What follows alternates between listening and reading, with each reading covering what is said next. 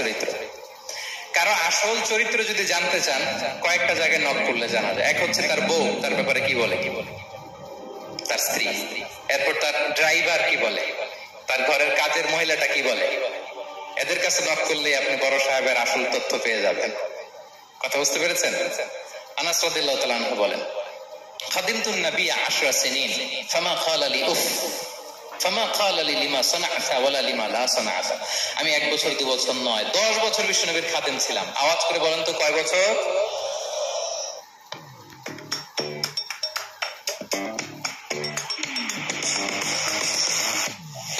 একদিনের জন্য আমার কোনো কাজে বিরক্ত হয়, উফ ইস আরে বিরক্ত হয়, আমরা এগুলো বলি না?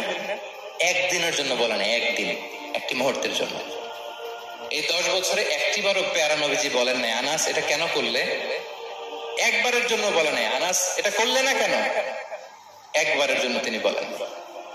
আনাস রাদিয়াল্লাহু তাআলা আনহু বলেন, একদিন একটা কাজে সম্ভবত জুব্বা আনতে আমাকে বিষ্ণু পাঠিয়েছিলেন। আমি ছোট মানুষ, জুব্বা আনতে যে ভুলে আমি মদিনার বাচ্চাদের খেলা দেখতে আরম্ভ করলাম। বাচ্চারা রাস্তায় খেলাধুলা করে না? বিষ্ণুনবী যেটা আনতে পাঠিয়েছে ওইটা না এনে ভুলে, ছোট মানুষ তো, সেও দাঁড়িয়ে দাঁড়িয়ে মদিনার ছেলে মেয়েদের খেলা দেখতেছে। এখন সময়ের পর সময় যায়, ঘন্টার পর ঘন্টা যায়, আনাস তো আর আসে না জুব্বা নিয়ে। বিষ্ণুনবী ভাবলেন, হায় রে আনাস মনে ভুলে গেছে, যাই নিজের কাজ নিজেই করে নিয়ে আসি। বিষ্ণুনবী বেরোলেন, বেরোই দেখে ওই তো আনাস, আমার আনাস বাচ্চাদের সাথে খেলা দেখতেছে। আমরা হইলে কি করতাম? আমরা হইলে কি মাই, ওই যে ডাইরেক্ট মাই। আল্লাহ, আজকে তোর একদিন কি আমার একদিন না? বিষ্ণুনবী গেলেন, তিনিও বাচ্চাদের সাথে খেলা দেখতে শুরু করলেন, কিছুই বললেন না, শুধু আলতো হাতে আনাসের পিঠে হাত রাখলেন, ঘাড়ে আলতো হাতে। বিষ্ণুনবীর হাতটা রেশমের চেয়েও সফট ছিল। হাত রাখলেন, হাত রাখাতে আনাস রাদিয়াল্লাহু তাআলা আনহু ফানাযারতু ইলাই, তিনি বললেন আমি পিছনের দিকে তাকালাম, বিষ্ণুনবীর দিকে আমি তাকালাম। হঠাৎ করে দেখলাম যে বিষ্ণুনবী। তাকানোর পর পর আমি ভয় পেয়ে গেলাম, কিন্তু বিষ্ণু সাল্লাল্লাহু আলাইহি ওয়াসাল্লাম ধমকও দেয় নাই, কিরা আনাস তুই এখানে, এটাও বলে নাই। তাকালাম, ওয়া হুয়া ইয়াদহাক, তিনি একটা মুচকি হাসি দিলেন। বললেন, আনাস তোমাকে না কাজে পাঠিয়েছিলাম, এখানে কেন? আনাস বলে, ইয়া রাসূলুল্লাহ ক্ষমা করে দেন, আমি যাচ্ছি। আনাস বলে, বিশ্বনবীর সেদিনের মুচকি হাসির শাসন মরার আগের দিন পর্যন্ত আমার এই সোজা রাস্তায় রেখেছে। ভাইরা আমার, শাসন করতে জানলে পিট্টি দেয়া লাগে না, ধমক দেয়া লাগে না, মার দেয়া লাগে না। শাসন করতে জানলে একটা মুচকি হাসি দিয়ে শাসন করা যায়। এবার জানবো স্ত্রীর সাথে আচরণ। স্ত্রী, যার সাথে আমার সম্পর্ক খুবই গভীর, খুবই মজবুত, তার সাথে কেমন আচরণ ছিল? সিরাতে অনেক কথা এসেছে, আমাদের সময় নেই, সংক্ষেপে বলি। স্ত্রীদের তিনি আগে সালাম দিতেন, মসজিদ থেকে ঘরে পৌঁছে দিতেন, ঘরের কাজে সহযোগিতা করতেন, উঠে ওঠার সময় হেল্প করতেন, মাঝে মাঝে স্ত্রীদের পরামর্শও নিতেন। আপনারা এগুলো করেন তো? করেন? এই যে আওয়াজ নাই, পেছনে কিন্তু ভাবিরা বসে আছে সবাই। উল্টা পাল্টা বললে এখানে উইটনেস আছে, খবর আছে আজকে। এগুলো করেন? করেন? হ্যাঁ, করতে হবে, করতে হবে। বিষ্ণু সাল্লাল্লাহু আলাইহি ওয়াসাল্লাম নিজ হাতে ঘরে উটের দুধ দহন করতেন, রুটি সেকা দিতেন, কাপড় সেলাই করতেন, এই কাজগুলো করতেন। এবং আম্মা জান আয়েশা রাদিয়াল্লাহু তাআলা আনহাকে এত ভালোবাসতেন, তিনি বলেন, আমি গোশত খেয়ে ওইটার হাড্ডিটা রেখে দিলে বিশ্বনবী আমার খাওয়া হাড্ডিটা নিয়ে আবার চুষতে শুরু করতেন। আমি গ্লাসের যেখান দিয়ে পানি খেতাম, পেয়ালার খুঁজে খুঁজে বিশ্বনবী ওই জায়গায় ঠোঁট লাগিয়ে পানি খেতেন। মাইমুনা রাদিয়াল্লাহু তাআলা আনহা বলেন যে আমি আর বিশ্বনবী এক বালতি থেকে মগ দিয়ে পানি নিয়ে দুজনে গোসল করেছি। আল্লাহু আকবার, কি চমৎকার আচরণ। এবং স্ত্রীদের নিয়ে তিনি সফর করতে বেরোতেন।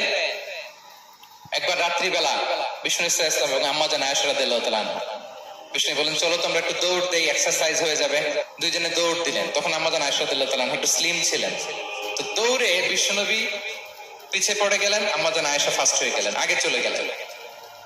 বড্ড খুশি, উনি বিষ্ণুনবীকে হারিয়েছেন। আবার অনেক বছর পরে, তখন সময়ের ব্যবধানে আম্মা জান আয়েশা একটু হেলদি হয়ে গিয়েছেন, আগের মতো আর চিকন নেই। আবার বিষ্ণুনবী এক রাতে বললেন, আয়েশা চলো আজকেও একটু এক্সারসাইজ করি, দৌড় দেই। দুজন মিলে দৌড় দিলেন। আজকে বিশ্বনবী আর আম্মা জান আয়েশাকে চান্স দেন নাই, তিনি জোরে দৌড়ে আম্মা জান আয়েশাকে রানার আপ করে দিলেন, উনি ফার্স্ট হয়ে গেলেন। এরপর কি বললেন জানেন? সুনান আবু দাউদের হাদিস। তিনি বললেন, ইয়া আয়েশা হাদিহি বিতিলকা সাবকা। দেখেন বিশ্বনবী মনে রাখছেন, নোটে রাখছেন। বিশ্বনবী বললেন, আয়েশা ওই যে এত বছর আগে কোন এক রাতে মরুভূমিতে দৌড়ে আমাকে হারাইছিলা, আজকে ওইটার বদলা নিয়ে নিলাম। তিলকা সাবকা, ওইটার বিনিময়ে এটা। ওই দিন তুমি জিতছিলা, আজকে তোমার উপর আমি জিতে গেলাম। কি হৃদ্যতা ছিল, কি সম্পর্ক ছিল স্ত্রীর সাথে। তাই বলে মনে করবেন না যে কোনো মনোমালিন্য হতো না, হতো। মানবিক যে ব্যাপারগুলো মাঝে মাঝে একটু ছোটখাটো মিষ্টি ঝগড়া, একটু মনোমালিন্য, এটাও হতো। এবং বিশ্বনবী এটাও টের পেতেন। তিনি বলতেন, আয়েশা ইন্নী লা আ'লামু ইযা কুনতি আলাইয়া গাদবা ওয়া ইযা কুনতি আলাইয়া রাদিয়া। আয়েশা, কখন তুমি আমার উপর রেগে থাকো আর কখন খুশি থাকো, সবটাই কিন্তু আমি টের পাই। মজা নাই, অবাক হলেন, কি করে টের পান? বিষ্ণু বলেন, যখন তুমি আমার উপর খুশি থাকো তখন দোয়ার সময় বলো লা ওয়া রাব্বি মুহাম্মদ। তুমি বলো, হে মুহাম্মদের রব আল্লাহ, মদিনার উপর রহম করেন, আমাদেরকে ক্ষমা করেন। হে মুহাম্মদের রব, আমাদের ক্ষমা করেন। এইভাবে দোয়া করো। আর যখন তুমি রেগে থাকো তখন আমার নামটা মুখ দিয়ে নিতে, come on. Bigya, out of stock, yeah. Bought it. What a bargain. তখন তুমি দোয়াতে বলো লা ওয়া রাব্বি ইব্রাহিম, হে ইব্রাহিমের আল্লাহ, হে ইব্রাহিম নবীর খোদা, আমাদের মাফ করো। তখন তুমি আমার নাম নাও না, কৌশলে আমার নামটা বাদ দাও। আমাদের আয়েশা বলেন, ইয়া রাসূলুল্লাহ মা আহজুরু ইল্লা ইসমাক। নবী হে, আমি তো আপনার নামটাই শুধু মুখ থেকে বাদ দেই, আমার হৃদয় থেকে তো কখনো আপনার বাদ দিতে পারি না। এটা ঠিক, তখন রেগে থাকি, আপনার নামটা মুখে নেই না, কিন্তু হৃদয় থেকে তো আপনাকে সরাতে পারি না। সুবহানাল্লাহ। এই ছিল বিষ্ণুর সাথে স্ত্রীদের সম্পর্ক। প্রিয় ভাইরা, আমরা যদি একটু দেখি প্রতিবেশীর সাথে কেমন আচরণ করতেন নেইবার। বিষ্ণু বলতেন, মান কানা ইউমিনু বিল্লাহি ওয়াল ইয়াউমিল আখির ফালইউকরিম দাইফা। যে আল্লাহ বিশ্বাস করে, আখিরাতে বিশ্বাস করে, সে যেন প্রতিবেশীকে সম্মান করে। এবং একবার আবু যার আল গিফারি রাদিয়াল্লাহু তাআলা আনহুকে বিষ্ণু সাল্লাল্লাহু আলাইহি ওয়াসাল্লাম বলেন, আবু যার ইযা তাবাখতা মারাকান ফাআকসির মাআ। হে আবু যার, তুমি যদি কখনো ঝোল তরকারি রান্না করো, ঝোলের তরকারি খাইছেন? আপনাদের সাউথ কোরিয়াতে তো বিখ্যাত একটা ঝোলের তরকারি আছে, কি নাম যেন, মাছের মেয়ংথাম। আমরা একটা শব্দ শিখছিলাম, কি যেন বলে, খামসা হামনিদা। কয়েকটা শব্দ শিখাই দিছে ভাইরা আমাকে। তো এই যে নামটা বললাম, ঝোলের মধ্যে ট্যাংরা মাছ, শিং মাছ ঝোল দেয়া একটা তরকারি। তো আবু যার গিফারিকে বিষ্ণু সাল্লাল্লাহু আলাইহি ওয়াসাল্লাম বলেন, ইযা তাবাখতা মারাকান ফাকফির মা। হে আবু যার, কখনো যদি ঝোলের তরকারি রান্না করো, একটু বেশি করে পানি দিও, যাতে করে তোমাদের পাশাপাশি তোমার প্রতিবেশীর সাথে একটু ঝোল শেয়ার করতে পারো। প্রতিবেশীকে এত গুরুত্ব দিতেন। তিনি বলতেন, লাইসাল মুমিন আল্লাযী ইয়াশবাহ ওয়া জারুহু জাইউন ইলা জামবিহি। সে মুমিন নয় যে পেট পুরে খায় আর তার প্রতিবেশী না খেয়ে রাত যাপন করে, সে মুমিন নয়। দেখেন প্রতিবেশীকে কত গুরুত্ব তিনি দিয়েছেন। বিশ্বনবীর এক ইহুদি প্রতিবেশী ছিল। কোন ধর্মের? সবাই বলেননি, একসাথে আওয়াজ করে বলেন, কোন ধর্মের প্রতিবেশী? ওই ইহুদির এক ছেলে বিশ্বনবীর কিছু কাজ করে দিতেন। অনেকদিন হলো ছেলেটা আসে না। খোঁজ নিলেন, শুনলেন সে অসুস্থ। শুনলেন ইহুদি ছোট্ট ছেলেটা কি? বিশ্বনবী দেখতে গেলেন। মুসলিম শিশুকে দেখতে গেলেন নাকি? কোন ধর্মের শিশু? তার মানে আপনার প্রতিবেশী যদি হিন্দু হয়, বৌদ্ধ হয়, খ্রিস্টান হয়, দ্যাট ডাজন্ট ম্যাটার, আপনি তার বিপদে আপদে পাশে থাকবেন। এটাই ইসলামের শিক্ষা, ঠিক কিনা বলেন? এই যে আপনাদের এখানে বুদ্ধিস্ট নেইবার আছে, হিন্দু নেইবার আছে, খ্রিস্টান নেইবার আছে, তারা বিপদে পড়লে তো আপনার যাওয়ার দরকার নেই, না? যাবেন, খোঁজ খবর নিবেন, ভিজিট করবেন, পাশে দাঁড়াবেন। আপনি যে তাদের খোঁজ খবর নিতেছেন, মুসলিম হয়েও আপনি এত চমৎকার আচরণের, এটা দেখেই অনেকে কালিমা পড়ে মুসলমান হয়ে যাবে। এটাই তো দ্য বিউটি অফ ইসলাম, ইসলামের সৌন্দর্য। বিশ্বনবী হিন্দু মুসলিম ইহুদি বাছান নাই। ছোট্ট ইহুদিটাকে দেখতে গেলেন, যে দেখে হায় রে, কাতর হয়ে সে বিছানায় মৃত্যু সজ্জায় শুয়ে আছে। বাচ্চাটার মাথায় হাত দুলিয়ে দিলেন। হাত দুলিয়ে বাচ্চাটাকে, ইহুদি বাচ্চাটাকে বললেন, আসলিম, হে শিশু, তুমি ইসলাম ধর্ম গ্রহণ করো। এখন ছোট্ট মানুষ, তার বাবা আবার পাশে দাঁড়িয়েছে, আব্বা কি বলে না বলে, সে নাযারা ইলা ওয়াজহি আবি, বাবার দিকে তাকালেন। তা বাবা বলে, আতিয়া আবুল কাসিম, মানে বিশ্বনবীর কুনিয়াত, বড় ছেলে ছিল কাসিম, তাকে বলা হতো আবুল কাসিম। ইহুদি বাবা বলল, মোহাম্মদ যা বলে তাই করো। সাথে সাথে সে বলল আশহাদু আল্লা ইলাহা ইল্লাল্লাহ ওয়া আশহাদু আন্না মুহাম্মাদুর রাসূলুল্লাহ। বিশ্বনবী বেরোয়ার সময় বললেন আলহামদুলিল্লাহিল্লাযী আনকাযাহু মিনান নার, প্রশংসা সে আল্লাহ যে একটু আগে জাহান্নামী হওয়ার কথা ছিল, মুহূর্তে কালেমার মধ্য দিয়ে তাকে জান্নাতি বানিয়ে দিলেন। দেখেন প্রতিবেশীর সাথে কি আচরণ। ইহুদি প্রতিবেশীর পাশে দাঁড়িয়েছেন, অসুস্থ ভিজিট করেছেন। আমরা যেন আমাদের প্রতিবেশীর খোঁজ রাখি। অভুক্ত প্রতিবেশী রেখে আপনি পেট পুরে খেয়ে তাহাজ্জুদ করলে ওই তাহাজ্জুদ আল্লাহর দরবারে যাবে না। খবরদার, খবরদার, আমরা যেন প্রতিবেশীর সাথে সুসম্পর্ক রাখি। বদরের যুদ্ধে 70 জন বন্দী হয়ে আসলো। বিশ্বনবী 70 জনকে সাহাবাদের মধ্যে ভাগ করে দিলেন, বললেন তোমরা খারাপটা খাবে, বন্দীদেরকে ভালোটা খাওয়াবে। কি নমুনা স্থাপন করেছে ইসলাম। সুমামা ইবনে উসাল রাদিয়াল্লাহু তাআলা আনহু নামে এক যুদ্ধবন্দীর ছোট্ট ঘটনা বলে আমি পয়েন্টটা শেষ করছি। ইয়ামামার বড় লিডার ছিলেন, যুদ্ধবন্দী হয়ে মদিনায় আসলেন, নাম সুমামা ইবনে উসাল রাদিয়াল্লাহু তাআলা আনহু। তখন মুশরিক ছিলেন, যুদ্ধবন্দী হিসেবে আনা হলো। তাকে মসজিদে নববীর পিলারের সাথে রশি দিয়ে বাঁধা হলো। বিশ্বনবী বললেন সুমামা, কি অবস্থা তোমার, কেমন লাগে, তোমার সাথে কেমন আচরণ করা হবে বলো। বললেন মুহাম্মদ, তুমি চাইলে মারতেও পারো, বাঁচিয়েও রাখতে পারো। বিষ্ণু বললেন সুমামা, এই দুনিয়াটাই শেষ নয়, আখিরাতে বিশাল এক জগৎ পড়ে আছে। তুমি যদি শাহাদা বাক্য পড়ো আমাদের ভাই হয়ে যাবা, তোমার সেফটি সিকিউরিটির দায়িত্ব আমাদের, আমরা তোমরা সবাই মিলে এক। তারপর একে একে বিশ্বনবী তার সাথে ইসলামের সৌন্দর্যগুলো তুলে ধরলেন। সালাত কি, যাকাত কি, এগুলো বুঝালেন। বাড়িতে যেয়ে বললেন সবচেয়ে ভালো খাবার রান্না করো, একজনকে দিয়ে মসজিদে পাঠালেন। যুদ্ধবন্দীর সাথে কি আচরণ দেখছেন। এরপরের দিন বিশ্বনবী আবার তাকে ইসলামের দাওয়াত দিলেন। তারপর বাড়িতে এসে একজনকে বললেন যাও আমার ওই উটের দুধ দহন করে তাকে এক পেয়ালা গরম দুধ দিয়ে আসি। আমরা জামাইকেও তো এরকম সমাদর করি না, কি বলেন। তৃতীয় দিন বিশ্বনবী আবার খাবার নিয়ে গেলেন, আবার ইসলামকে তুলে ধরলেন। সুমামা তো অবাক, যুদ্ধবন্দীদের সাথে মুসলমানরা এরকম আচরণ করে। 3 দিন ধরে লাগাতার যখন ইসলামকে প্রেজেন্টেশন শেষ, বিষ্ণু বললেন যাও এবার সুমামা ইবনে উসালের রশিটা খুলে তাকে ছেড়ে দাও। সাহাবারা বললেন বলেন কি ইয়া রাসূলুল্লাহ, ভয়ঙ্কর, বিশ্বাসঘাতকতা করবে, মেরে ফেলবে আমাদের। বিষ্ণু বললেন না, আমি যা জানি তোমরা তা জানো, ছেড়ে দাও। সুমামাকে ছেড়ে দেয়া হলো। সুমামা বের হলেন মসজিদ থেকে, ফিরে তার ভূখণ্ড, তার এলাকা ইয়ামামাতে তিনি গেলেন না। মদিনার মসজিদ নবীর পাশে খেজুর বাগানের পাশে তিনি অজু করলেন, গোসল করলেন, অজু করলেন। এরপর ফিরে এসে বিশ্বনবীর সামনে দাঁড়িয়ে বললেন আশহাদু আল্লা ইলাহা ইল্লাল্লাহ ওয়া আশহাদু আন্না মুহাম্মাদান আবদুহু ওয়া রাসূলুহু। আমি সাক্ষ্য দিচ্ছি আল্লাহ ছাড়া কোনো ইলাহ নেই, আপনি আল্লাহর প্রেরিত রাসূল। হে মুহাম্মদ, আপনার চাইতে নিকৃষ্ট মানুষ আমার কাছে কেউ ছিল না, কিন্তু এখন থেকে আপনার চাইতে কোনো প্রিয় মানুষ আমার জীবনে নেই। ইসলামের চাইতে নিকৃষ্ট কোনো ধর্ম আমার জানা ছিল না, আজ থেকে ইসলামের চাইতে প্রিয় ধর্ম আমার কাছে নেই। মদিনার চেয়ে নিকৃষ্ট কোনো শহর আমার কাছে ছিল না, সবচেয়ে অপছন্দের শহর, আজ থেকে মদিনার চেয়ে প্রিয় শহর আমার কাছে নেই। দিস ইজ ইসলাম।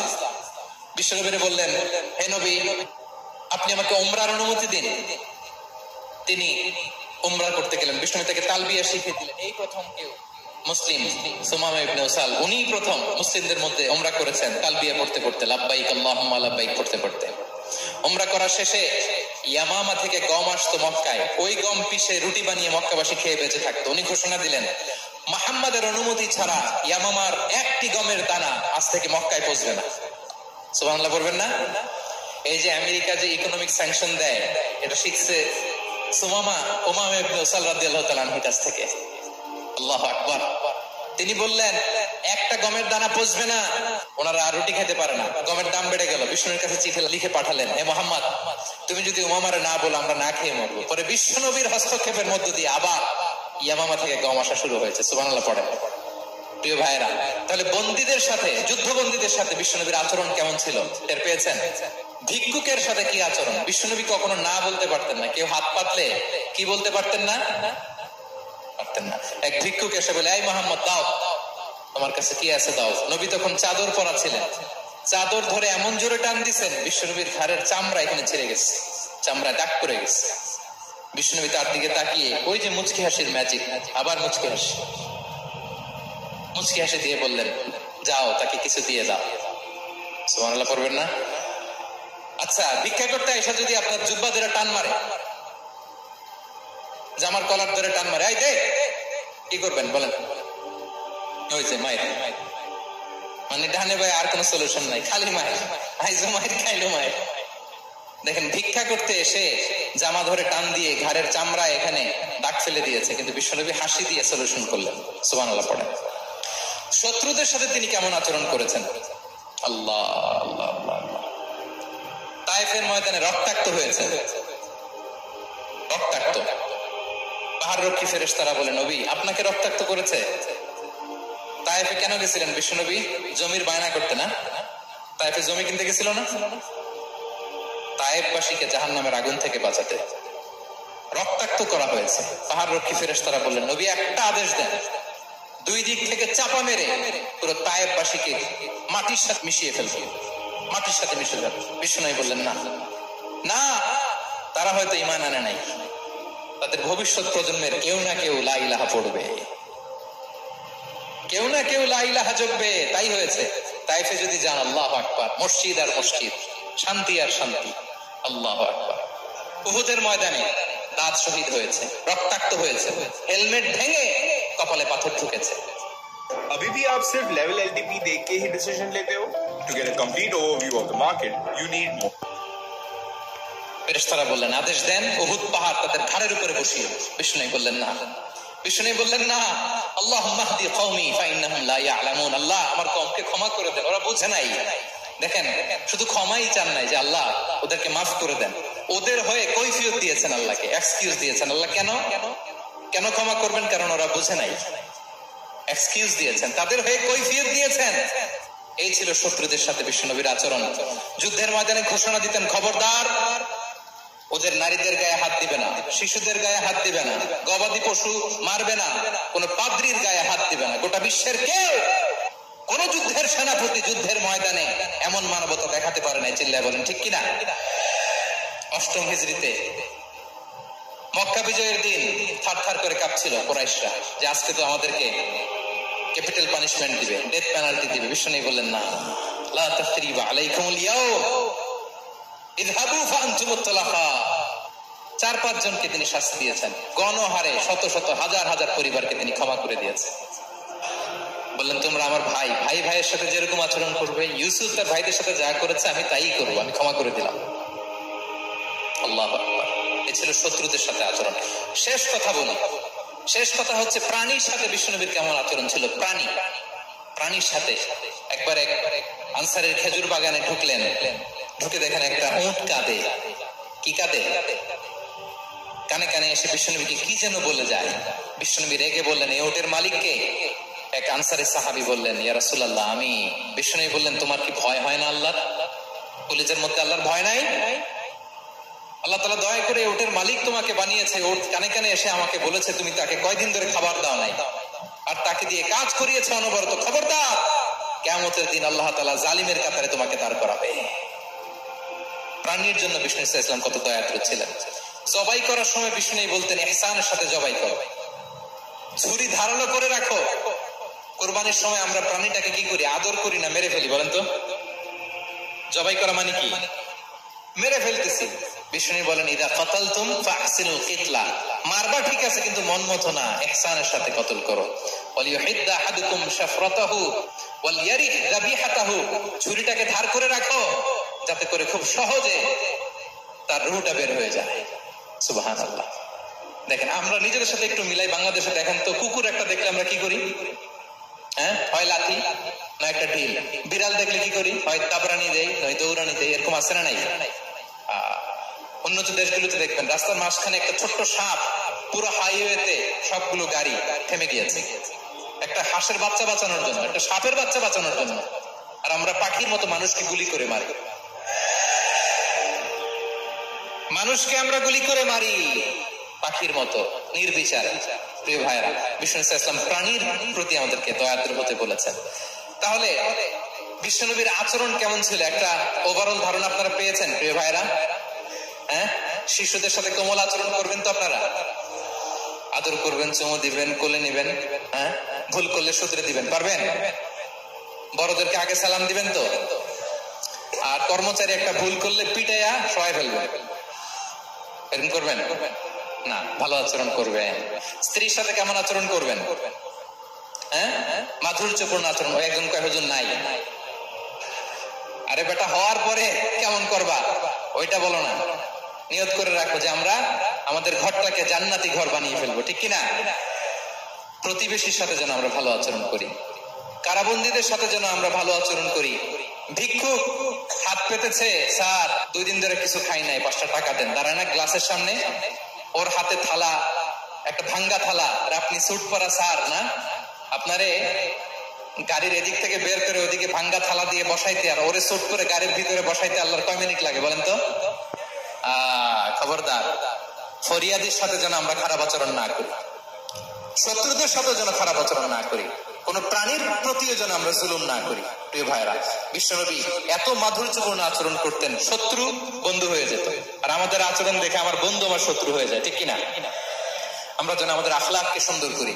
শুধু নামাজি, শুধু রোজাদার, হাজি সাহেব ইবাদত করি, কিন্তু মানুষের সাথে বাজে আচরণ করি, এমনটা যেন না হয়। আমরা যেন সুন্দর আচরণ করে বিশ্বনবীর শেখানো পন্থা এরকম মাধুর্যপূর্ণ আচরণের অধিকারী হয়ে ফি আ'লাল জান্নাতি গরাফা, বিষ্ণু বলেছেন জান্নাতের সর্বোচ্চ স্তরে তারা অ্যাপার্টমেন্ট। যদিও নারীদের উদ্দেশ্যে কথা, আপনারাও বঞ্চিত হবেন না। আপনাদের ঘরে মা আছে, বোনেরা আছে, অনেক ইয়াং ছেলেরা আসছো, এখনো বিয়ে করো নাই, তো তোমাদেরও কাজে লাগবে। কেউই মাহরুম হবে না ইনশাআল্লাহ।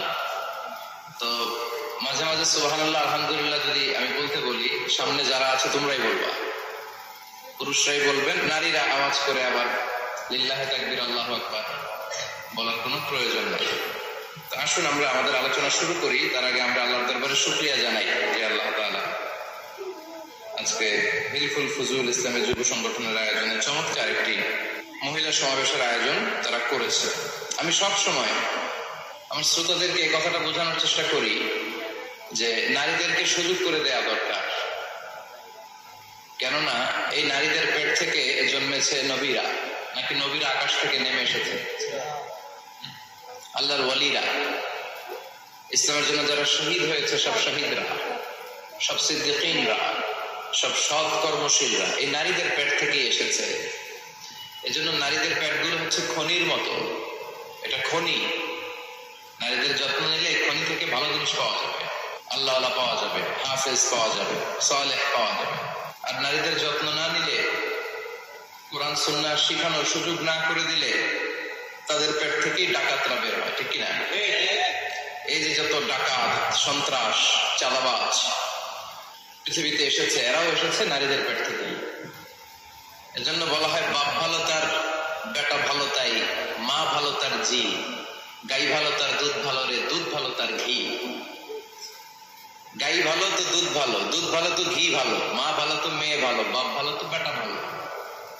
কথা বুঝতে পেরেছেন? এজন্য নারীদেরকে সুযোগ করে দেওয়া উচিত। তারা যদি কোরআন সুন্নাহ জানে, তাহলে ঘরের মধ্যে কোনো শিরকের ছোঁয়া থাকবে না। আর নারীরাই যদি বিপদগামী হয়, ওই ফ্যামিলিটা বিপদগামী হয়ে যায়। এজন্য আসলে আমরা আল্লাহর দরবারে শুকরিয়া জানাই যে আল্লাহ তাআলা আমাদেরকে আজকে মহিলা সমাবেশে আসার বসার তৌফিক এনায়েত করলেন। আমরা আল্লাহর দরবারে শুকরিয়া জানাই। আমরা পড়ে নিচ্ছি কালিমাতুশ শুকর, আলহামদুলিল্লাহ। ছেলেরা আরো আওয়াজ করে পড়েন, ছেলেরা আলহামদুলিল্লাহ। আমরা আল্লাহর কাছে কামনা করছি যে আল্লাহ তাআলা শেষ পর্যন্ত যেন আমাদেরকে এই প্রোগ্রামে উপস্থিত থাকার তৌফিক এনায়েত করে এবং এই প্রোগ্রামের সর্বোচ্চটা যেন আমরা নিয়ে যেতে পারি। আল্লাহ তুমি তৌফিক দাও। আজকের এই প্রোগ্রামটাকে তুমি আমাদের নাজাতের ওসিলা বানাও। সম্মানিত ভাই, আমি ছোট্ট একটা আয়াত তেলাওয়াত করেছি, ওয়াকারনা ফি বুয়ুতিকুন্না ওয়ালা তাবাররাজনা তাবাররুজাল জাহিলিয়াতিল উলা। আমার আগের আলোচক মিজানুর রহমান আতিকি সাহেব দেখলাম এই আয়াতটি পড়েই খুতবা শুরু করেছেন। ওয়াকারনা ফি বুয়ুতিকুন্না, নারীদেরকে, বোনদেরকে উদ্দেশ্য করে আল্লাহ বললেন, ও বান্দিরা তোমরা ঘরে থাকো। কই থাকো? ঘরে। আর আপনারা থাকবেন কই? বাইরে। নারী যদি ঘরে থাকে, আমরা কই? বাইরে। এটাই হচ্ছে সিকোয়েন্স। পুরুষরা থাকবে বাইরে, নারীরা ঘরে। পুরুষরা প্রয়োজনে ঘরে যাবে আর নারীরা প্রয়োজনে বাইরে যাবে, ঠিক কিনা? এই জন্য রাব্বুল আলামিন বললেন, ওয়াকারনা ফি বুয়ুতিকুন্না ওয়ালা তাবাররাজনা তাবাররুজাল জাহিলিয়াতিল উলা। ও আমার বান্দারা, ও আমার বান্দিরা, তোমরা ঘরে অবস্থান করো, ঘর থেকে বের হবে না প্রয়োজন ছাড়া। আর জাহিলি যুগের নারীদের মতো নিজেদের সৌন্দর্যকে প্রকাশ করে বের হবে না। কথাটা কার? বলো, কথা কার? আল্লাহর বান্দা। আমার বান্দিরা, তোমরা ঘরে অবস্থান করবে, আর জাহিলি যুগের নারীদের মতো নিজেদের বিউটি, সৌন্দর্যকে এক্সপোজ করবে না, দেখিয়ে বেড়াবে না। ঘরের মধ্যে তোমাদের অবস্থান, তার মানে নারীর মূল আবাস কেন্দ্র হলো ঘর। পুরুষ থাকবে বাইরে, পুরুষ কাজ করতে যাবে, চাকরি করতে যাবে, সমাজে নেতৃত্ব দিতে যাবে, রাতের বেলা বিশ্রামের জন্য ঘরে আসবে। আর নারী সারাদিন সারা সময় ঘরে থাকবে, ডাক্তারের কাছে যাওয়ার জন্য ঘরের বাইরে যাবে, জরুরি প্রয়োজনে ঘরের বাইরে যাবে, ঠিক কিনা? তাহলে ঘরটা বেসিক্যালি নারীদের, ঘর নারীদের দখলে, আর বাহিরটা আমাদের দখলে। এটা হচ্ছে আল্লাহর দেয়া সিকোয়েন্স। সুবহানাল্লাহ পড়ে। কিন্তু নারীরা এখন ঘর থেকে বাইরে বেরোতে শুরু করেছে। আল্লাহ সিকোয়েন্স দিলেন নারী থাকবে ঘরে, পুরুষ বাইরে। আমরা উল্টায় ফেলছি, এখন আমরা থাকি ঘরে, নারীরা চলে গেছে বাইরে। এজন্য জ্বালা যন্ত্রণা ফ্যামিলির ভিতরে বেশি না কম? আমি বলে থাকি যে নারীরা দুই জায়গায় খুব বেশি যায়, হুমড়ি খেয়ে পড়ে। এক যায় বাজারে, দুই যায় মাজারে, ঠিক কিনা? মাজারে যায় অনেক, ছেলে নাই মেয়ে নাই, ভাবে যে মাজার থেকে সন্তান পাওয়া যায়। এরকম আছে না নাই?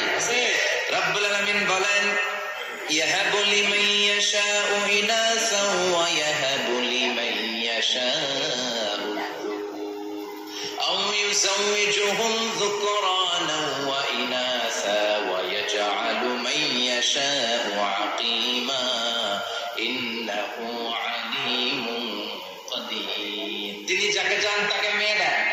আগে মেয়ের কথা বললেন, আগে ছেলে বলে নাই। তার মানে মেয়ের ভিতরে বরকত বেশি না কম? বেশি। আল্লাহ যাকে চান তাকে মেয়ে দেন, আল্লাহ যাকে চান তাকে ছেলে দেন, আবার যাকে চান তাকে ছেলেও দেন, মেয়েও দেন, আবার যাকে চান তারে ছেলেও দেন না, মেয়েও দেন না। তিনি কে? আল্লাহ। এজন্য চাইতে হবে তার কাছে, মাজারে যে চাওয়া যাবে না। আমার বোনেরা খবরদার, খবরদার, খবরদার, মাজারে যে কিচ্ছু যাবেন না। মাজারে তো আপনাদের যাওয়ারই দরকার নেই, কারণ নারীদেরকে কবরের সামনে যে কবর জিয়ারত করতে নিষেধ করেছেন মুহাম্মদ সাল্লাল্লাহু আলাইহি ওয়াসাল্লাম। কারণ নারীরা দুর্বল চিত্তের অধিকারী হয়, রক্ত দেখলে ভয় পায়, পায় না? আমরা ভয় পাই, আমরা তো জবাই করি, আমরা কুরবানির সময় আল্লাহু আকবার, রক্ত দেখলে আমরা ভয় পাই না। নারীরা রক্ত দেখলে ভিড়কে ওঠে, ওরা ভয় পায়। এই জন্য পৃথিবীর কোন দেশের সেনাবাহিনীর প্রধান, চিফ ইন মিলিটারি, আপনি নারী দেখাতে পারবেন না। পৃথিবীতে এতগুলো দেশ, কোন দেশের সেনাপ্রধান নারী আছে? থাকলে আমার জানা। কারণ এই ডিসিশন গুলো নিতে হলে অনেক বড় মাথা লাগে, অনেক সাহস লাগে, কিন্তু নারীরা রক্ত দেখলে ভয় পেয়ে যায়। সুবহানাল্লাহ বলে, কি ব্যালেন্স আল্লাহ করে দেবে। এই জন্য খবরদার, মাজারে যে কিছু চাওয়া যায় না। মাজারে পড়ে থাকা ব্যক্তিটা আপনার মতোই ব্যক্তি। আল মাইয়িতু ফিল কবরি কাল গারিকু ফিল বাহরি। সাঁতার না জানা ব্যক্তি সাগরে পড়ে গেলে যেমন অসহায়, কবরে চলে গেলে মানুষ তেমন অসহায়। সে কিচ্ছু দিতে পারে না, বরং আপনি কবরের সামনে যে দোয়া করে তারে কিছু দিয়ে আসবে, ঠিক কিনা? কথা বুঝতেছেন? এজন্য মায়েরা, বোনেরা, আবার বলি, খেয়াল করে শুনবেন, মাজারে যাওয়া যাবে না, মাজার কেন্দ্রিক হওয়া যাবে না। চাইতে হবে কার কাছে? দিতে পারে একজন, তিনি কে? কেউ যেটা দেখে না দেখে কে? কেউ যেটা শোনে না শোনে কে? কেউ যেটা পারে না পারে কে? এজন্য চাইবো কার কাছে? 24/7 সবসময় দেওয়ার জন্য ধন ভান্ডার নিয়ে তিনি প্রস্তুত, কিন্তু আমরা চাই না। এজন্য মায়েরা যারা এতদিন মাজার কেন্দ্রিক ছিলেন, এই অভ্যাসটা তারা পাল্টে ফেলেন। মাজারেও যাবেন না, বাজারেও যাবেন না। জরুরি প্রয়োজনে হিজাব মেনটেন করে বাজারে যাওয়া যেতে পারে, কিন্তু এই কাজটা মূলত পুরুষদের। কাদের কথা বলেন? এজন্য আল্লাহ বললেন, ওয়াকারনা ফি বুয়ুতিকুন, নারী তোমরা ঘরে থাকো। কিন্তু ঘরে না থেকে এখন বাজার কেন্দ্রিক, মাজার কেন্দ্রিক, ঘরে থাকতে চায় না। ঘরেই যে আল্লাহ কত দায়িত্ব দিয়েছে নারীদের। এক একটা ঘর, এক একটা ফ্যামিলি, এক একটা ফ্যামিলি, এক একটা ইনস্টিটিউশন, প্রতিষ্ঠান। আর এই প্রতিষ্ঠানের এমডি, ম্যানেজিং ডাইরেক্টর হচ্ছে এক একটা মহিলা। চিল্লা এখন, ঠিক কিনা? রব্বুল আলামিন নারীদেরকে ঘরের এমডি বানালেন, বাড়ির এমডি, ম্যানেজিং ডাইরেক্টর। অনেক কিছু ম্যানেজ করতে হয়। ফুড ম্যানেজমেন্ট জানা লাগে, কুকিং ম্যানেজমেন্ট জানা লাগে, রেয়ারিং আপ দ্য চিলড্রেন জানা লাগে, ডিপ্লোমাসিও জানা লাগে। কেমন করে রান্না করবে এটা জানতে হয়, কেমন করে ঘরকে ক্লিন রাখবে জানতে হয়, কেমন করে ছেলে মেয়েকে লালন পালন করতে হবে জানতে হয়, কেমন করে স্বামীর মন জুগিয়ে শাশুড়ির মন জুগিয়ে চলতে হয় সেটাও জানতে হয়। এটা বলে ডিপ্লোমাসি। কূটনৈতিক জ্ঞান না থাকলে আরেক বাড়ির মাইয়া নতুন এক বাড়িতে যাইয়া সবার সাথে মিলেমিশে চলতে পারে? কথা কন। আপনার ডিপ্লোমেসি জানা লাগে, আপনার food management, cooking management, washing management, rearing up the চিলড্রেনদেরকে কিভাবে বড় করতে হয় এটা জানতে হয়। তো এত দায়িত্ব ধুইয়া আপনার ম্যানেজিং ডাইরেক্টরের দায়িত্ব দিয়ে আপনি বাইরে যান কেন? কথা বলেন। এই জন্য আল্লাহ বললেন ওয়াকারনা ফি বুয়ুতিকুন্না, ঘরে থাকবা। ঘরে থাকলে ওই ঘরটারে বরকতময় করে দেয় কে? আল্লাহ। দেখবেন যেই ঘরে নারী থাকতে পারে না ওই ঘরটা উস্কো খুস্কো, রুক্ষ, ভালোবাসার ছোঁয়া নাই, ওই ঘরের মধ্যে মাধুর্যতা নাই, প্রেম নাই, মমতা নাই, সব কেমন যেন অগোছালো। কারণ নারীর হাত পেলে একটা ঘর যেরকম সুন্দর হয়, নারীর হাত না লাগলে ঘরটাকে ওই রকম সুন্দর করে সাজানো যায়। মাঝে মাঝে আমরাও ঘর গুছাই, মাঝে মাঝে আমরাও ঘরকে পরিচ্ছন্ন করতে চাই, কিন্তু মেয়েরা যেমন করে সাজায় আমরা তেমন করে পারি নাকি? गेम को गेम की तरह खेलो। रमी स्किल से जीती जाती है, ईगो से नहीं। तो Rummy.com पर अपना डेली डिपॉजिट लिमिट सेट करके खेलो और जिम्मेदारी से। Rummy.com डाउनलोड कीजिए। Download the app now. This game may be habit forming or financially risky. Play responsibly.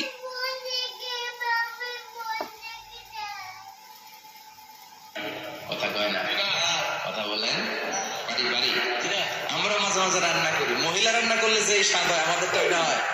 কথা বলেন। এই জন্য আল্লাহ বললেন ওয়াকারনা ফি বুয়ুতিকুন্না, ঘরে থাকবা। পুরুষরা থাকবে বাইরে, তোমরা প্রয়োজনে বাইরে যাবা। আর পুরুষরা রাত্রি বেলায় বিশ্রামের প্রয়োজনে ঘরে আসবে। কার কথা? কার কথা? আবার আল্লাহ নারীদেরকে বললেন চোখ নামাও, আমাদেরকেও বললেন চোখ নামাও, তাদেরকেও বললেন চোখ নামাও। ওয়াকুল্লিল মুমিনাতি ইয়াগদুদনা মিন আবসারিহিন, ও নবী নারীদেরকে বলেন তারাও যেন পরপুরুষ দেখলে চোখ নামিয়ে রাখে। ওয়াহফাজনা ফুরুজাহুন্না, তারা যেন তাদের প্রাইভেটসকে হেফাজত করে।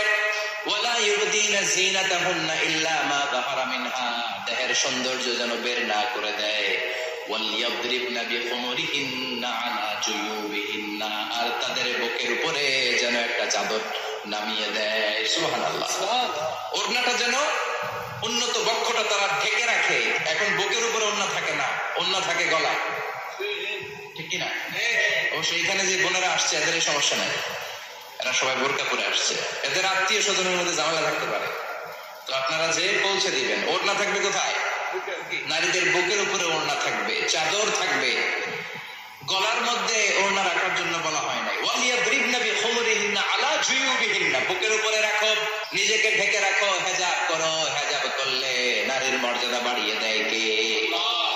সম্মানিত বোনেরা, নারী স্বাধীনতার কথা যারা বলে টেলিভিশনে, এগুলো শুনে আপনারা ভড়কে যাবেন না, এগুলো শুনে আপনারা পাগল হবেন না। মনে রাখবেন হেজাব আপনার অধিকার, হেজাব নারীর অধিকার, এটা নারীর সৌন্দর্যের প্রতীক।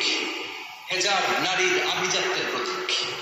হেজাব নারীর সৌন্দর্যের প্রতীক, আভিজাত্যের প্রতীক, তার রূপের প্রতীক। এটা তার অধিকার। চিৎকার করে বলেন ঠিক কিনা?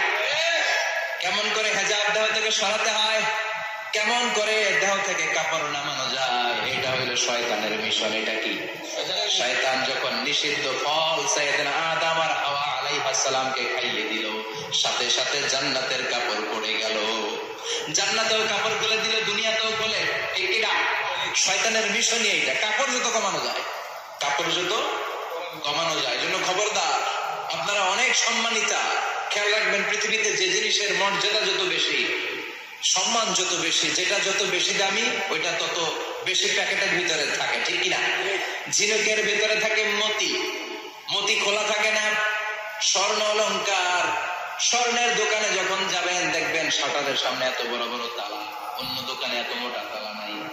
আবার যেখানে গ্লাস ফিটিং করা স্বর্ণ রাখা হয় ওইখানেও কয়েকটা লকার সিস্টেম আছে না নাই? ঘরে যখন আমরা অর্নামেন্টস রাখি, গহনা রাখি, ঘরের সবচেয়ে গোপন কক্ষের ভেতরে, গোপন আলমারির ভেতরে, গোপন সিন্ধুকের গোপন ড্রয়ারের ভেতরে কয়েকটা তালা মেরে স্বর্ণ রাখি, যেরকম ঠিক কিনা? 50,000 টাকার বান্ডিল নিয়ে যখন রাস্তায় বেরোয়, কেউ হাতে নিয়ে বেরোয় না, এমনি দেখা যায় না? এই যে দেখেন 50,000। কখনো কাউরে 1,000 টাকার নোট, ধরেন এটা 1,000 টাকার নোট, 1,000 টাকার নোট, কথা কয় না? 1,000 টাকার নোট। এটা কাউরে দেখবেন যে 1,000 টাকার নোটটার এইভাবে করে এদিকে অর্ধেক আর এইভাবে রেখে রাস্তায় হাঁটতেছে, কোন পাগলও হাঁটবে? কোন পাগলও হাঁটে না, কারণ দামি জিনিস। এটার হেজাব লাগবে, এটা নেকাব লাগবে, এটাকে প্যাকেট করতে হবে, এটাকে প্রিজার্ভ করতে হবে। এই জন্য যে নারীরা হেজাব করে তারা কোনোদিন ইফটিজিং এর শিকার হয় না। চিল্লায় বলো ঠিক কিনা? হেজাব যারা করে তারা বিপদে পড়ে না, কারণ হেজাব করলে একটা নারীকে জান্নাতের হুরপরীর মতো লাগে, ঠিক কিনা? সম্মানে মাথাটা নিচু হয়ে আসে, তাকাতে গেলেও ভয় লাগে। আল্লাহু আকবার, কি সম্মান আল্লাহ দিলেন! এজন্য আমার মায়েরা বোনেরা, আপনাদের সম্মান রব্বুল আলামিন হেজাবের ভেতরে রেখেছে। হেজাব হচ্ছে আপনার সিকিউরিটি। হেজাব কি? এটা আল্লাহর দেয়া আপনার জন্য সিকিউরিটি। আপনি আপনার সিকিউরিটিকে নষ্ট করতে পারবে? এজন্য ইসলাম বলে খবরদার, নারী যদি কোনো দূরের জায়গায় সফর করে, দূরের রাস্তায় সফর করে, নারী যেহেতু সম্মানিত, একা একা কোনো নারী যেতে পারবে না। সিকিউরিটির দরকার আছে না নাই? বডিগার্ডের দরকার আছে না নাই? কেউ যখন বাংলার জমিন থেকে মক্কায় উমরা করতে যায়, মাহরাম পুরুষ না থাকলে তারে ভিসা দেয়, কারণ সম্মানিতা। বডিগার্ড লাগবে, জানেন এটা? মাহরাম পুরুষ যদি না থাকে, এই মাহরাম হচ্ছে বডিগার্ড। মাহরাম পুরুষ না থাকলে উমরার ভিসা হয় না, হজের ভিসা হয় না, কারণ লম্বা সফর, আর যে সফর করবে সে সম্মানিতা। সম্মানিতা নারীর জন্য সিকিউরিটির দরকার আছে না নাই? বডিগার্ড লাগবে কি লাগবে না? কি সম্মান ইসলাম আমাদেরকে দিল বুঝলামই না আমরা।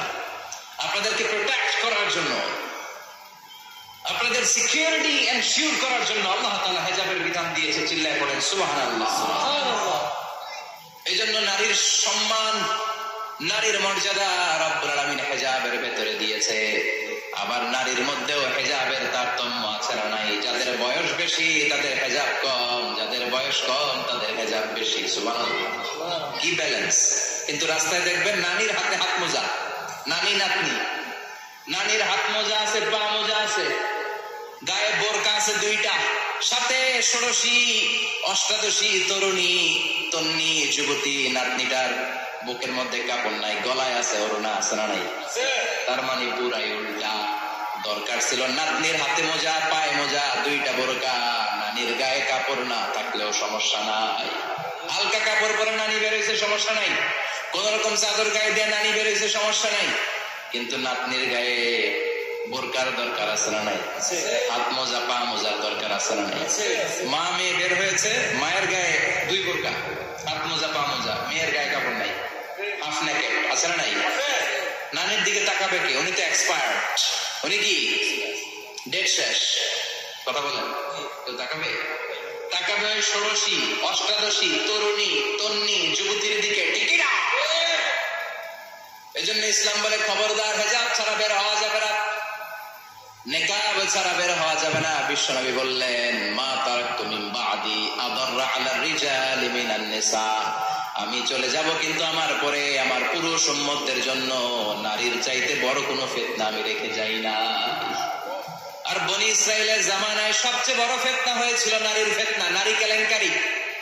এই জন্য নারীরা, বোনেরা, আপনাদেরকে সাবধান থাকতে হবে।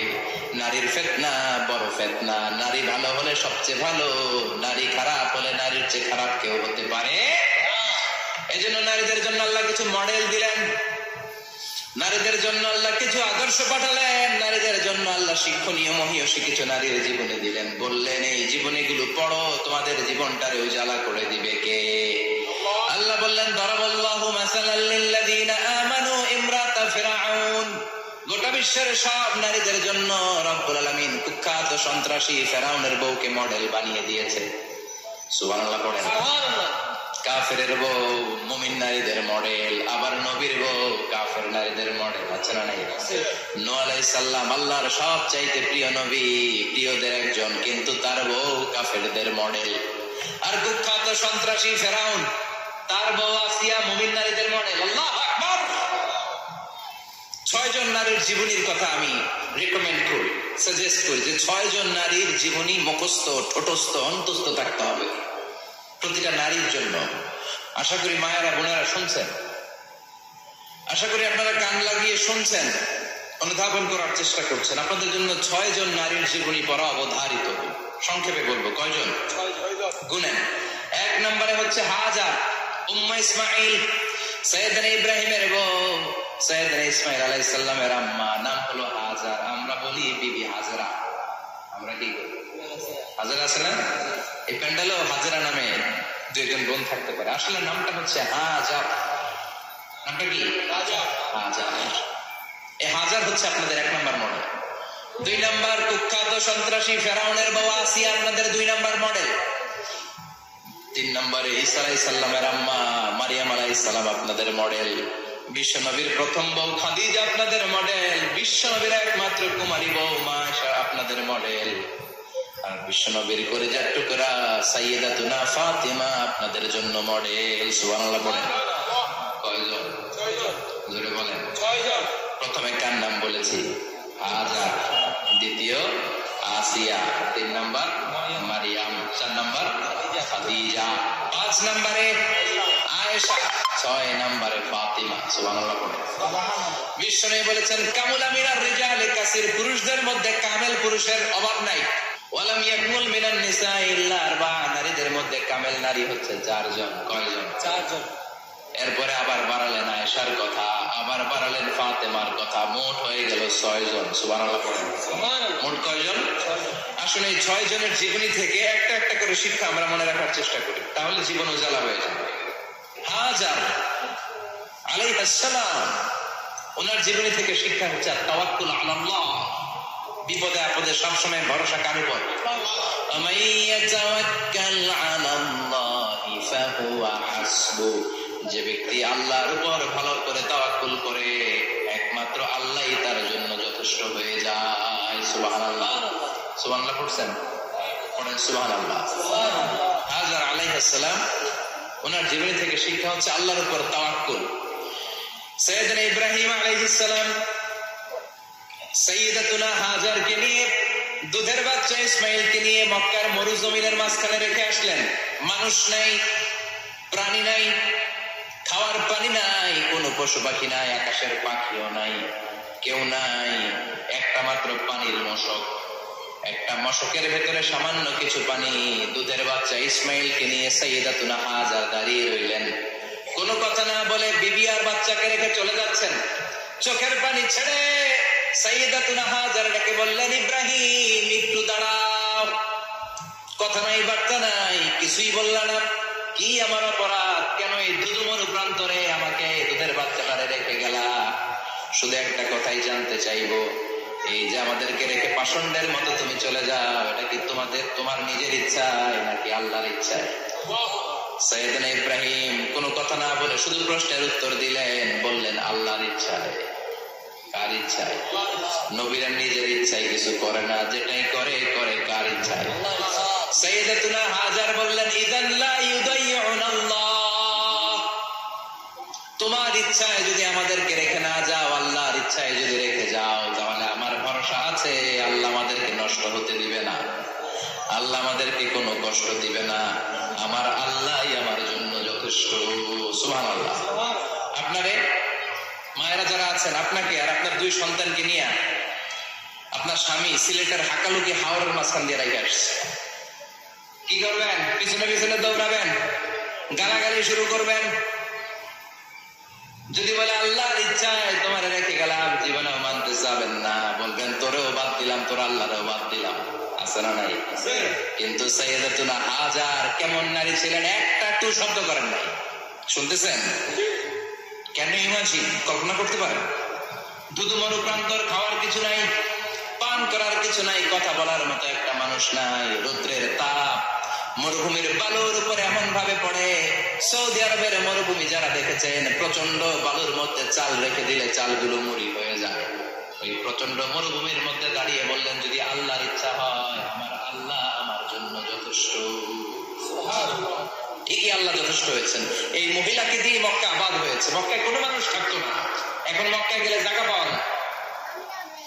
25 লক্ষ লোক আমরা হজ করেছি। প্রতিদিন 3 লক্ষ 4 লক্ষ মসজিদুল হারামে একসাথে জামাত।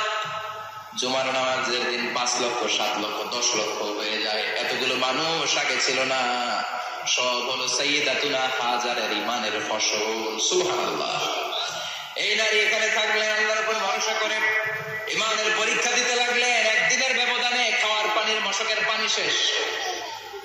ইসমাইল আলাইহিস সালামের পায়ের ধাক্কায় জমজমের পানি এলো। জুরহুম নামক একটা গোত্র যাচ্ছিল, তারা এসে ওনার হাতে মরিদ হলো। সুবহানাল্লাহ। তারা এসে বলল, আমাদেরকে শুধু জমজমের পানি খেতে দেন, আপনি যা বলবেন সব আমরা মেনে নিলাম। শুরু হলো মক্কা নাবাদ। হাজার হাজার মানুষ বাড়তে শুরু করলো, মক্কা শহরের এক্সপানশন হলো। গোটা বিশ্ব থেকে লক্ষ লক্ষ মানুষ এখন মক্কার দিকে ছুটে চিল্লায় বলেন ঠিক কিনা? এই জন্য আমার মায়েরা অনেক লম্বা জীবনী, তার একটা ঘটনাই বললাম। সাইয়্যিদাতুনা হাজার, ওনার জীবনী থেকে আমার মায়েদের বোনেদের জন্য শিক্ষা। তাওয়াক্কুল আলাল্লাহ। বাঁচি আর মরি, সুস্থ থাকি আর অসুস্থ থাকি, বিপদে থাকি আর যে কোনো সমস্যায় থাকি না কেন, ভরসা করতে হবে একজনের উপর। তিনি কে?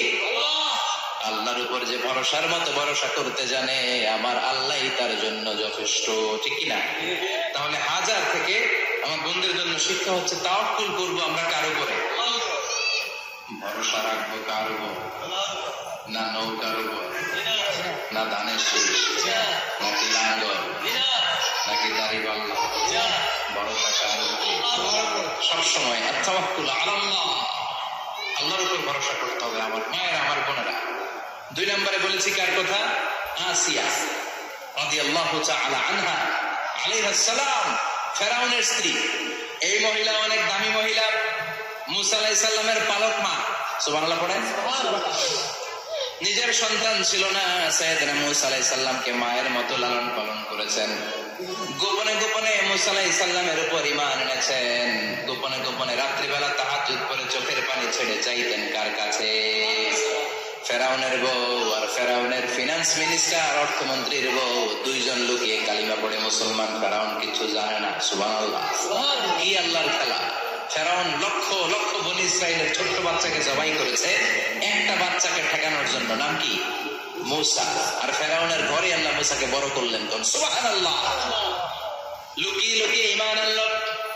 ফেরাউনের বউ আসিয়া, অর্থমন্ত্রীর বউ, 2 জন মিলে ফেরাউনের কাছে ঘটনা পৌঁছে গেল, খবর পৌঁছে গেল।